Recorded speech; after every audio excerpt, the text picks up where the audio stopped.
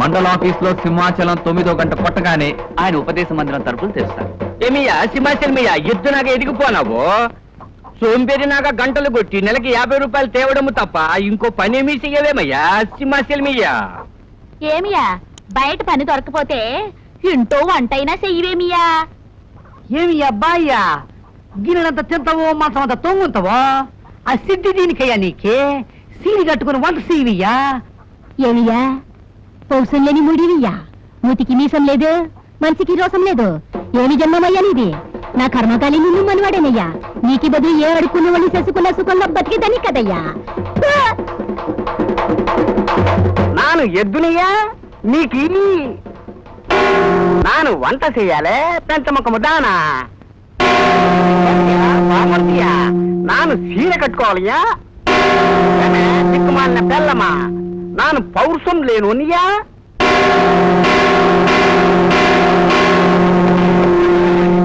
నమస్కారం, రండి కూర్చోండి. సోదరులారా, మీ అందరికీ తెలుసు నేను స్త్రీ ద్వేషిని. ఈ జీవితాన్ని ఇలాగే వెళ్ళమర్చాలని నా కోరిక. నా తమ్ముడు కృష్ణమూర్తిని నా పంథాలోనే పెంచుకుంటున్నాను. మా ఇంట్లో మేమిద్దరం మగవాళ్ళమే. మా సెక్రటరీ కైలాసం మగవాడు, మా పని మనిషి సన్యాసి మగవాడు, ఆఖరికి మా ఇంటి గోడల మీద ఉన్న దేవుళ్ళ బొమ్మలు కూడా మగవాళ్ళవే. ఆడదేవతల బొమ్మలు మా ఇంటి గోడలను తాకటానికి కూడా వీల్లేదు. అసలు ఆడదంటే ఆడించేది అని అర్థం. స్త్రీ క్షణంలో ఏడుస్తుంది, క్షణంలో నవ్వుతుంది. ఏడ్చి మగాడిని ఏడిపిస్తుంది, నవ్వి మగాడిని ఏడిపిస్తుంది. మగాడి మనసుతో చెడుగులాడుతుంది, వాడి గుండెతో గోళీలాడుతుంది. ఎంతెందుకు, ఆడది ముళ్ళు, మగాడు అరిటాకు. అరిటాకొచ్చి ముళ్ళుమే పడ్డా, ముళ్ళు వెళ్ళి అరిటాకుమే పడ్డా చిరిగేది ఆకే, చెడేది మగాడి. పెళ్లిలో ఆడది ముహూర్త సమయంలో మగాడి నెత్తిన చేయి పెడుతుంది, అంతే. ఆ తర్వాత అదే చేత్తో ఏడాదికో అంగుళం చొప్పున మొగుణ్ణి అధః పాతాళానికి అణగదొక్కేస్తుంది.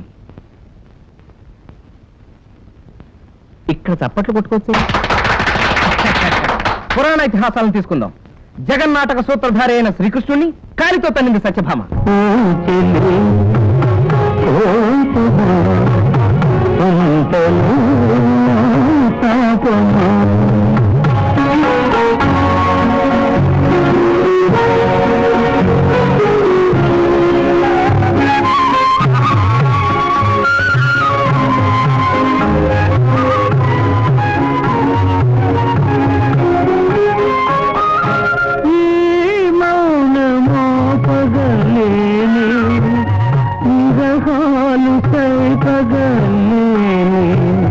తలవంచి నీ పదములకు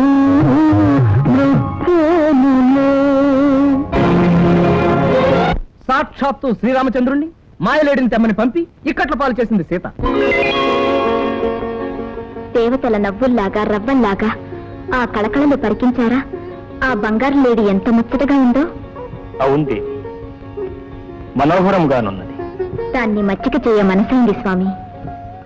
నీ మక్కువ తీర్చుట నా విధి కాదా?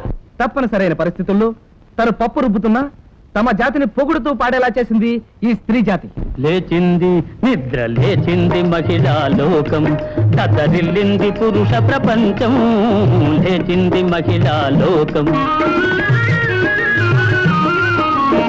ఎప్పుడో చెప్పెను వేమనగారు, అప్పుడే చెప్పెను బ్రహ్మంగారు, ఇప్పుడే చెబుతా ఎన్నుకో బులమా.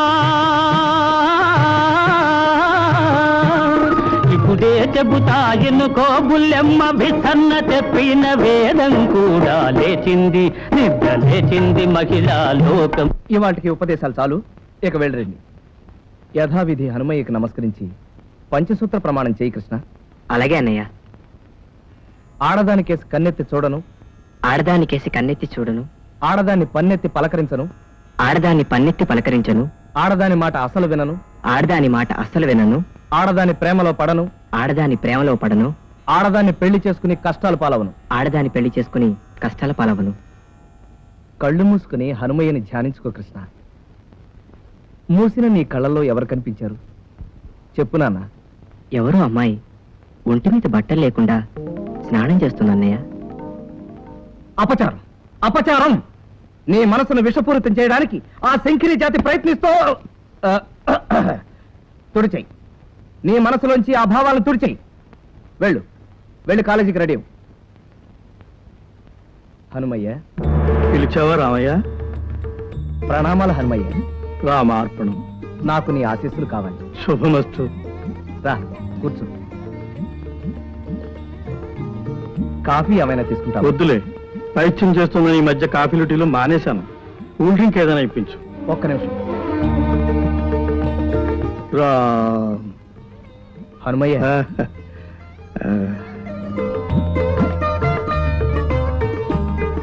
తమ్ముడు ఏమైపోతాడోనని భయంగా ఉంది హనుమయ్య. ఆ వయసు అటువంటిది రామయ్య.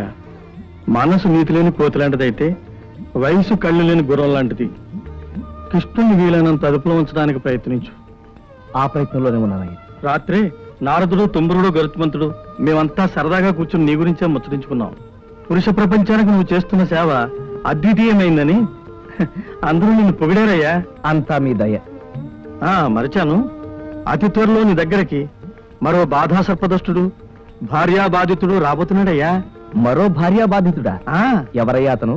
నేనేరా అప్పల స్వామిని, నిప్పప్పల స్వామిని. పోలీస్ డిపార్ట్మెంట్ లో పనిచేస్తున్న పైసా లంచం పుచ్చుకునేరగని హెడ్ కానిస్టేబుల్ నిప్పప్పల స్వామిని. నా జేబీ కత్తిరిస్తావురా గుండు సూది చేపెదవా నిన్ను? ఏడిటు? ఏయ్, లే. అయ్య బాబాయ్ బాబు, తప్పైపోయింది బాబు, క్షమించండి. బస్సులో నిగనిగలాడే తమ గుండు చూసి ఎవరో తిరుపతి భక్తులను బెంపడ్డాను బాబు. ఇంకోసారి సౌకర్యం చేద్దామని కత్తిరేశాను. ఏయ్, పళ్ళి గిలించావా? కొళ్ళబడు తనకేడి ఎదవా? పోలబడికే. తమరని తెలిస్తే నేను ఇంకో బస్సు చూసుకున్నాను బాబు. బాబు నన్ను ఒగ్గేయండి బాబు. నీ కట్టు కథలు నా కాడు సెల్లవురా దబ్బన ముఖం మీదవా. రే నోటు పదకొండా. Yes sir. రే నేను ఇక్కడున్నాను రా. Yes sir. నీకు పిలిచినాడు పిలిపి వినపడదు, ఎదురుగుండా ఉన్నవాడు కనపడ్డు. సత్తన్నవా నీతో ముందని లాకబులతో చెయ్యి. సరే అట్టగ్గానేవ్వండి. రేపో మాపో నేను బయటకు రాకపోతానా? దుర్గమ్మ గారి కాడికి వెళ్ళి, అమ్మా అయ్యగారు బస్సులో కాలేజీ పిల్లకి బీటేస్తా ఉంటే నేను ఆయన జేబుకి వస్తాను చెప్పుకోకపోతానా? ఇక్కడ మా ఆవిడ పేరు ఎత్తగరా. రే నోట పదకొండు. ఆయన ఎందుకురా లాకబులతో వస్తున్నావు? నన్ను కాదు వదిలే. నీకు సరిగ్గా ఈనపడి సాగుకపోవడం నా సాగుకు వచ్చిందిరా నాయన. నేను లాకబులోకి దయమన్నది ఈయన్ని కాదు, బయట ఎవడో గొడవ చేస్తున్నాడు ఆడిని. రే నాయన నువ్వు వెళ్ళిపో, బేగ వెళ్ళిపోరా. సరే బాబు, నేను ఇంటికి వెళ్తాను. ఏంటి మా ఇంటికే? మీ ఇంటికి కాదు బాబు, మా ఇంటికి. ఇది ఎచ్చి వెళ్ళిపోరా నాయన. పోలీస్ స్టేషన్ లోనే దొంగతనం జరిగిందంటే పేపర్ వాళ్ళు బాధపడతారు. సరే ఉంచండి. అడ్డమైన వాడికి మా ఆవిడ పేరు తెలియటం గొప్ప చికాకు అయిపోయింది. రైట్ వేరా, బేగ నా జీతం అయిపోతాడు. నాకు అవుతా చాలా పని ఉంది. ఇంకెక్కడ జీతం అయ్యా? ఇందాకే మీ ఆవిడ వచ్చి తీసుకెళ్ళింది. ఏంటి మా దొరకొచ్చి తీసుకెళ్ళిందా? దానికి ఎందుకు ఇచ్చారండి? నేనెక్కడిచ్చానయ్యా? ఆవిడే లాక్కుపోయింది. గోవిందా గోవిందా.